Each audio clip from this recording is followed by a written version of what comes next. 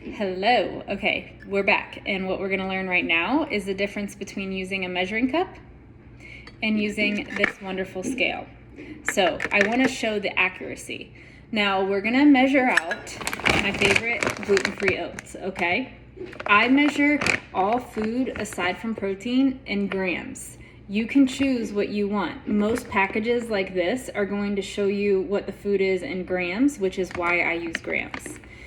And I'm going to go ahead and I'm first going to measure out a third a cup of oats. A third a cup of oats is supposed to be 35 grams, which we're going to test out.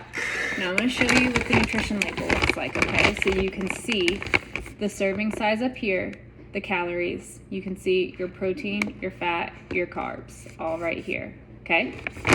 So we're going to go ahead, I'm going to stick this in here. This is my third cup. I have a third a cup of oats. I level it out, so it is legit a third a cup of oats. Now, let's see if it's actually a third. So I'm gonna turn my scale on. I'm gonna get my units to grams. 7 ounces, 1 grams, okay? I'm gonna put my bowl on top.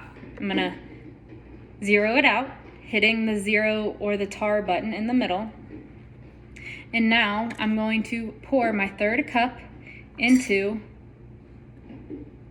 my bowl. This comes out at 32 grams. A serving is 35 grams. So I underestimated a little bit, but you see there where using a measuring cup is not 100% accuracy. Using the scale is 100% accuracy. However, it is so minimal as long as you are trying to be accurate that it really doesn't matter on the grand scheme of things. Like if you are not trying to jump on stage, or maybe if the two reasons why it would matter. You're trying to get on stage for like not a beauty competition, why can't I think of the word? You're trying to get on stage for a bodybuilding competition. There we go. Or you are really lean already and you just want to cut that little bit of weight and you can't.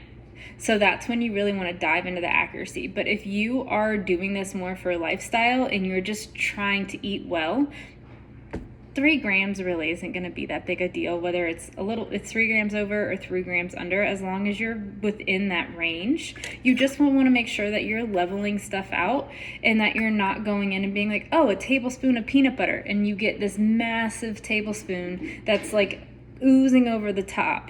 That's when you're in the wrong.